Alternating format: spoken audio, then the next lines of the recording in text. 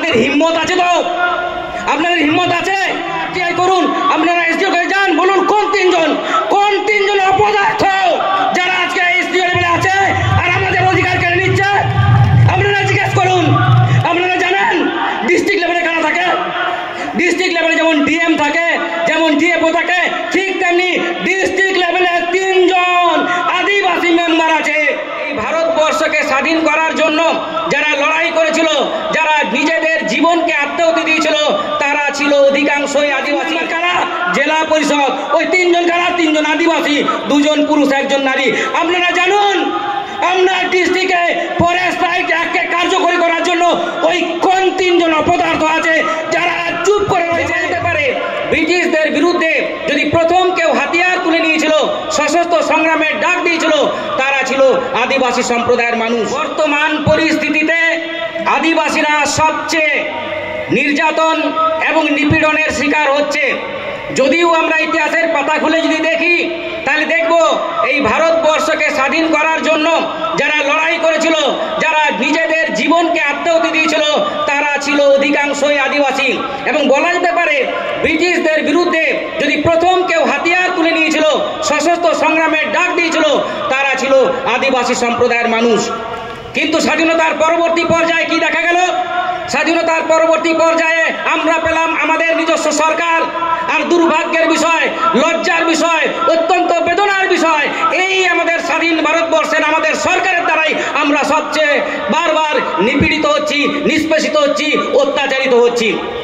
আমি যদি শুধুমাত্র এই যে আমাদের মূল এজেন্ডাগুলো আছে, এই এজেন্ডাগুলোর মধ্যে যদি শুধুমাত্র একটা বিষয়, যেটা আদিবাসী সমাজের সবচেয়ে গুরুত্বপূর্ণ বিষয়, যেটা হচ্ছে জল জঙ্গল জমিনের অধিকার, এই অধিকারকে বারংবার স্বাধীনতার পরবর্তী পর্যায়ে খর্ব করার এবং আদিবাসী মানুষদেরকে বাস্তুচ্যুত করে তাদের নামাল কাছারে পাঠানোর ব্যবস্থা করেছে বারংবার এই আমাদের ভারতবর্ষের স্বাধীন যে সরকার রয়েছে।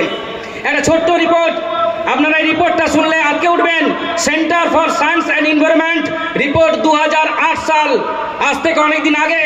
সেই রিপোর্টে বলছে ওই যে উন্নয়ন, ওই যে বিকাশ, এই উন্নয়ন আর বিকাশের নামে আমাদের ভারতবর্ষে প্রায় 3,50,00,000 মানুষকে উদ্বাস্তু হতে হয়েছে। আর এই 3,50,00,000 মানুষ যাদেরকে ওই জানাম ডিডা ভিটা মাটি ক্ষেত বাদ ঘর সব ছেড়ে দিয়ে চলে যেতে হয়েছে, তাদের মধ্যে 2,60,00,000 হচ্ছে আমরা, অর্থাৎ আদিবাসী সম্প্রদায়ের মানুষ। ভাবুন একবার। আর সেই চক্রান্ত কেবলমাত্র তখনই নয়, এখনো বর্তমান পরিস্থিতি যদি আমরা দেখি, তা অবিরত চলেইছে। আমরা দেখতে পাচ্ছি পুরুলিয়ার সে টুরগা পাওয়ার প্রজেক্ট হোক, আর ওই বীরভূমের দেউচা পাচামি হোক, কিংবা ওই পাঞ্চেতের সোলার প্রজেক্ট হোক। তো এই যে জল জঙ্গল জমিনের অধিকার, এটা আদিবাসীদের সবচেয়ে গুরুত্বপূর্ণ অধিকার। এবং এই জন্যই গুরুত্বপূর্ণ কারণ আমরা যারা আদিবাসী, আমরা প্রকৃতি মায়ের কোলে বসবাস করি। ওই বীর বুরু দারে নারী দা দারা অনেকে আবুদ গিরে বসে কাতে মন তাই না, মেনকার সরকারের চক্রান্ত দা। আমাদের রাজেশ্বর ভাই বলেছেন, ভুবনদা বলেছেন, অনেকেই এই জল জঙ্গল জমিনের অধিকার নিয়ে বলেছেন আমরা সমস্যা রয়েছে। সমাধান কি? সমাধান আপনাদের হাতের মুঠোয় আছে, কোনো কঠিন কাজ নেই। শুধু তার আগে একটি প্রশ্ন, আপনাদের হিম্মত আছে তো? আপনাদের হিম্মত আছে? খুব সহজ সমাধান।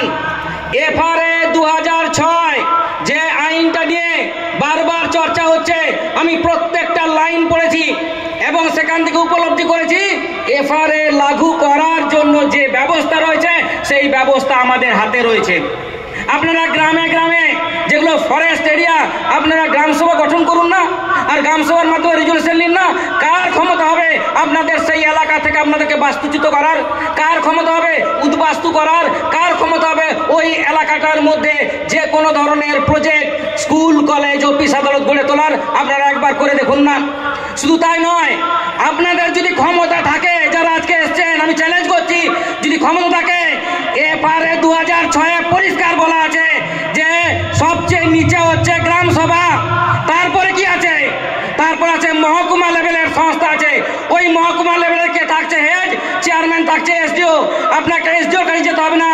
আপনারা মনে রাখুন, এফআরএ তে পরিষ্কার বলা আছে, যেটা হচ্ছে সাব ডিভিশনাল লেভেলের কমিটি হবে, সেই কমিটিতে 3 জন আদিবাসী থাকবে, যার মধ্যে 2 জন হচ্ছে পুরুষ এবং 1 জন হচ্ছে নারী। এরা কারা? কোনদিন প্রশ্ন করেছেন এরা কারা? এরা হচ্ছে আপনার ওই এলাকায়, ওই সাব ডিভিশন এলাকায় 3 জন জেলা পরিষদের মেম্বার। আপনারা জিজ্ঞেস করুন না, আপনারা আরটিআই করুন, আপনারা এসডিও কে যান, বলুন কোন 3 জন, কোন 3 জন অপদার্থ যারা আজকে এসডিও লেভেলে আছে আর আমাদের অধিকার কেড়ে নিচ্ছে। আপনারা জিজ্ঞেস করুন। আপনারা জানেন ডিস্ট্রিক্ট লেভেলে কারা থাকে? ডিস্ট্রিক্ট লেভেলে যেমন ডিএম থাকে, যেমন ডিএফও থাকে, ঠিক তেমনি ডিস্ট্রিক্ট লেভেলে 3 জন আদিবাসী মেম্বার আছে। ওই আদিবাসী মেম্বার কারা? জেলা পরিষদ। ওই 3 জন কারা? 3 জন আদিবাসী, 2 জন পুরুষ, 1 জন নারী। আপনারা জানুন, আপনার ডিস্ট্রিক্টে ফরেস্ট রাইট অ্যাক্টকে কার্যকরী করার জন্য ওই কোন 3 জন অপদার্থ আছে যারা চুপ করে রয়েছে? যেখানে দেউ চাপাচামি হচ্ছে, যেখানে আজুদি এবুড়ো হচ্ছে, কেন চুপ করে আছে? আপনারা জিজ্ঞেস করেছেন? আপনারা জানেন এই ফরেস্ট রাইট অ্যাক্ট একটা রাজ্যে প্রণয়ন করার জন্য দায়িত্ব কাকে দেওয়া হয়েছে? আদিবাসী উন্নয়ন মন্ত্রককে দেওয়া হয়েছে। আপনারা জানেন ওই মনিটরিং যেটা খুব বডি রয়েছে, সেই বডিতে 3 জন এমএলএ থাকে, 3 জন এমএলএ থাকে। তারা কারা? তারা হচ্ছে ট্রাইবস অ্যাডভাইস কাউন্সিলের 3 জন মেম্বার, 3 জন এমএলএ। আপনারা জানুন পশ্চিমবঙ্গে এফআরএকে কার্যকরী করার জন্য কোন 3 জন অপদার্থ এমএলএ আজকে রয়েছে যারা পশ্চিমবঙ্গে আজকে এফআরএ লাগু করতে দিচ্ছে না। আমি হলপ করে বলতে পারি, এই জল জঙ্গল জমিনের যে সমস্যা, আপনারা যদি গ্রাম সভা করে তুলতে পারেন, এসডিও লেভেলের ওই 3 জন আদিবাসীকে খুঁজে বের করতে পারেন, ডিস্ট্রিক্ট লেভেলে ওই 3 জন আদিবাসী খুঁজে বের করতে পারেন, আর ওই কোন 3 এমএলএ যারা ট্রাইবস অ্যাডভাইজার কাউন্সিলের মেম্বার হয়ে আজকে এফআরএ মনিটরিং বডিতে বসে থেকে আজকে দেখছে না পশ্চিমবঙ্গকে কেন বনাধিকার আইন চালু হচ্ছে না। আপনারা প্রশ্ন করুন। আমি রাষ্ট্রবিজ্ঞানের ছাত্র, সবাইকে একটু কথাই বলুন, প্রশ্ন করতে শিখুন।